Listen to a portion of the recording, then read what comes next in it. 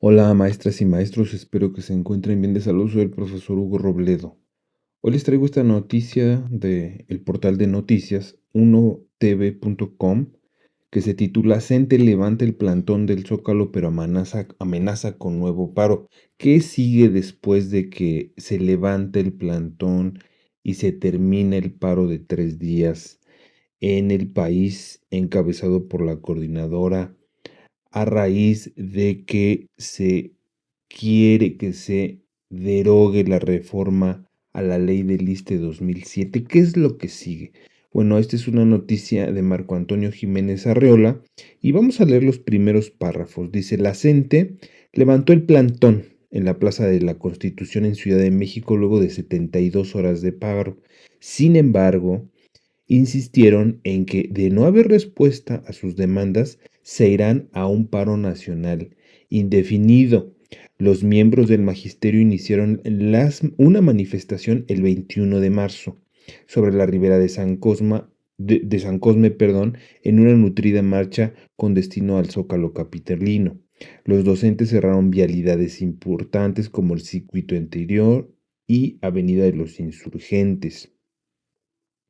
Como ustedes saben, compañeras y compañeros, el viernes pasado a las 2 de la tarde, pues después de 72 horas, se concluyó el paro indefinido y también se levantaron las carpas que estaban en la plancha de la Constitución en Ciudad de México. Pero ¿qué es, compañeras y compañeros?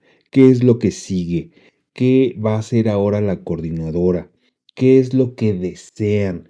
Ya sabe usted que la coordinadora, lo que desea la coordinadora, lo que pide la coordinadora, es por el bien de todos y todas las maestras y trabajadores de la educación de nuestro país. Es importante seguir apoyando a los compañeros y qué mejor saber qué es lo que se va a hacer de la voz de los mismos compañeros de la coordinadora. Esta es una entrevista que le hicieron al maestro Pedro Hernández. El maestro Pedro Hernández es líder de la sección 9 democrática en Ciudad de México. Lo entrevistaron y ¿qué es lo que sigue? Pues a continuación se los voy a compartir. No olvide, compañera, compañero, suscribirse a este canal de YouTube, compartir este canal, este video con sus compañeros que están interesados en la educación y mientras tanto que tengan un buen inicio de semana. Cuídense mucho y hasta luego. Presidenta decidió retíralo para analizar más obviamente, el análisis a la nueva ley, pues porque las manifestaciones. Ahora le agradezco mucho de verdad a Pedro Hernández Morales, secretario general de la sección 9 democrática de la CENTE, justamente en Ciudad de México. Nos tomó esa entrevista para hablar del tema. ¿Cómo está, Pedro? Gusto saludarle. Sí, buenas tardes. Buenas tardes, Pedro. Deciden entonces también en la Ciudad de México las 72 horas se cumplen y levantan estas manifestaciones del Zócalo. Así es, pues la Coordinadora Nacional de Trabajadores de la Educación, después de un paro de 48 horas, convoca este paro de 3 días y pues se suman de forma muy decidida maestros, maestras de Oaxaca, Guerrero, Michoacán, Chiapas, Zacatecas, Estado de México, y pues hay una ola roja en la Ciudad de México por la playera roja que portamos las maestras, los maestros de educación básica, de preescolar, inicial, primaria, educación especial, los compañeros de secundaria de la sección 10, y pues en estos 3 días hubo manifestaciones aquí en la ciudad, pero también en cuando menos 15 estados de la República. Así es. Platicaba, ya lo decía antes de tomar que tomar usted la entrevista y agradecerle de nueva cuenta con quien está al frente de la sección 22 y nos mencionaba que hay muy pocas rutas para mesas de negociación con el gobierno federal, Pedro, porque esta problemática y sobre todo la solicitud de abrogación de la ley desde el 2020, desde el 2007 se viene pidiendo desde el sexenio de Andrés Manuel López Obrador. ¿Significa esto entonces, cómo lo ve usted, que no hay ruta para una mesa de negociación con gobierno de México? Pues hay la posibilidad, la presidenta el pasado 18 de marzo que nos reunimos con ella en Palacio Nacional, dijo que está abierta el diálogo.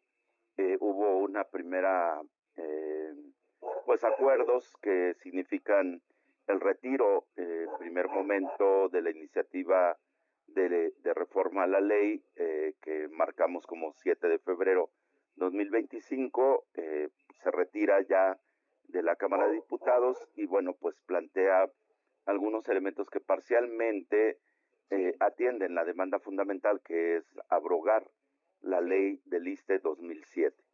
Así es, ese 18 de marzo ustedes solicitaron, si me equivoco, corríjame con toda confianza, Pedro, medida y actualización, es decir, UMA ni Afores, la jubilación a los 28 a 30 años de servicio, la abrogación total de esta reforma, ya lo menciona usted, y obviamente ahí se toma la decisión de la jornada de lucha de estas horas, y bueno, retorno al sistema solidario colectivo e intergeneracional de pensiones sin unidad de transformaciones profundas para recuperar carácter social del ISTE.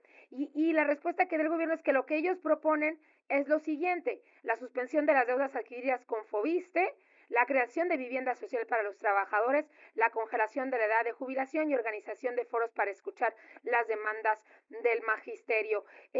¿En qué ha quedado luego que después de estas 72 horas deciden levantarlo?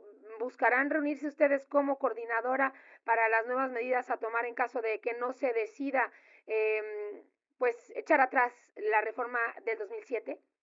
Sí, primero situar que esta ley del 2007 colocó al 90% de los trabajadores, no solo de la educación, sino al servicio del Estado, en una situación ya no de jubilación, ya no de pensión, sino de cuentas individuales que son manejadas por 10 grandes afores, que pues es billonario ya lo que se llevan a partir del ahorro de los trabajadores y de lo que aporta el gobierno. Es decir, estamos hablando de 3 millones de trabajadores al servicio del Estado que están en cuentas individuales, que son manejadas por 8 grandes afores, que implican millones de ganancia y que incluso tienen valores en la bolsa de valores, incluso del extranjero, porque significa entonces que nuestra posibilidad de pensionarnos, de jubilarnos al término de lo que marca la ley, porque la ley sí marca 28 años mujeres, 30 años hombres, pero se impuso una tabla de edad. Yo cuando cumplí 30 años de servicio no alcancé esa tabla, tuve que esperar varios años, aún Sí, no me he jubilado, pero bueno, pues digamos que como ejemplo significa que aunque cumplí los 30 años de servicio, tenía que cumplir también la edad mínima. La presidenta ofreció congelar en este momento la tabla 2024, que significa 56 años de edad, mujeres 58 años, hombres. Sin embargo, nosotros también en la mesa le señalamos que eso pues es menos del 9% de trabajadores ya en la condición de poderse jubilar. Lo que hemos señalado es que requerimos regresar a un sistema donde se garantice una pensión, que por eso hablamos en esos términos, pero además tenemos otro problema grave. Nuestras pensiones son calculadas en unidades de medida y actualización, que en algún momento fue un valor que se puso sobre todo para pago de multas de tránsito y cosas así. Recordemos que en un momento tanto una UMA como el salario mínimo estaban en el mismo porcentaje. sí, Reconocemos que se ha incrementado el salario mínimo pues casi en un 200%, mientras la UMA se estancó, y significa para nuestros compañeros jubilados que están perdiendo más del 56% de sí. su percepción, porque es calculado en UMA y no en salarios mínimos. Y el tercer elemento que pareciera que entonces es muy cuestionable es el asunto de vivienda. Esta iniciativa de ley efectivamente marcaba parcialmente que se tenía que resolver pues un grave problema que tenemos muchos trabajadores que hemos solicitado créditos para adquisición de vivienda.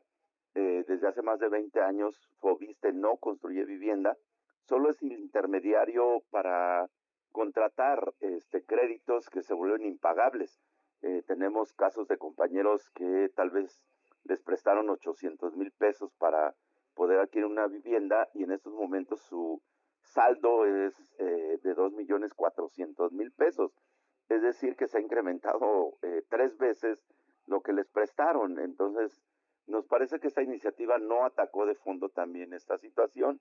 Y bueno, pues la presidenta en la mesa nos expresó que hay un problema ahí de financiamiento, es decir, que regresar a un régimen de pensiones para Sí, todos significaría un costo muy alto. Sin embargo, nosotros sí, señalamos que hay 90,000 millones de pesos que las entidades deben al ISSSTE, incluido el gobierno de la ciudad, porque no ha pagado, no ha entregado fondos que incluso los trabajadores, a nosotros religiosamente cada quincena nos descuentan 4 conceptos para salud, para vivienda, para pensiones y para maternidad. Y entonces esos descuentos que nos hacen a los trabajadores los concentran los gobiernos de los estados, varios durante años no los han entregado y significa entonces que hay una situación que debe corregirse. La sí, iniciativa así pretendía es. obtener 11,000 millones de pesos, comparándolo con los 90,000 millones que deben las entidades, pues es mínimo. Y solo permíteme decirte Sí, que claro. entonces estamos hablando de 8 billones de pesos manejados por 10 afores que se han enriquecido con las aportaciones de los trabajadores y del gobierno también. Entonces, hay fondos ahí, no estamos planteando que necesitamos un régimen especial, sino simplemente que se cumpla incluso con lo que la ley marca. Es que justamente las declaraciones de la presidenta Claudia Sheinbaum el día de ayer es que ojalá se pudiera dar más, pero que no podía comprometer recursos que todavía no existen. Y muchos han relacionado también estas declaraciones, Pedro, con el tema de la jubilación, porque ya estarías comprometiendo que aquellos que van a cumplir, que están considerando que de hecho 30 años es muy poco, pues entregar una gran cantidad de dinero, ahora ya lo podemos entender la magnitud con el dinero que ya nos está usted desglosando, pues que sí sería mucho dinero, pero al final el tema es el recurso y el gobierno les está diciendo no tenemos. Me queda un minuto, pero preguntarle, Pedro, ¿qué es lo que esperan entonces ante esta respuesta de la presidencia de la Mira, República ayer y levantamos el obviamente pues plantón, la creo que solicitud? todos fueron testigos que el Zócalo nuevamente estuvo lleno, abarrotado por miles de maestros de muchas entidades.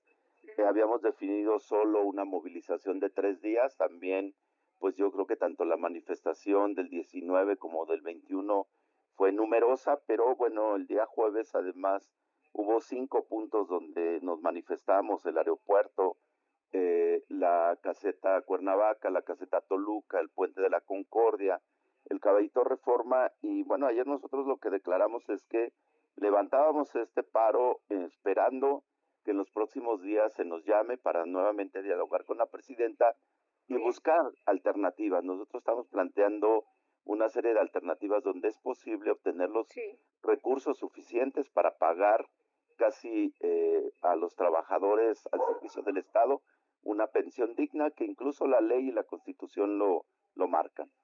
Bien, pues le agradezco mucho a Pedro Hernández Morales, secretario general de la sección 9 democrática de la CENTE en Ciudad de México. Estaremos en contacto, si así nos permite, Pedro, para actualizar qué arrojan las negociaciones y, bueno, la decisión del gobierno federal ante sus solicitudes. Gracias por Sí, la con mucho entrevista. gusto, y solamente decir que esto Sí, beneficiará a 11 millones de derechohabientes que tiene el ISSSTE.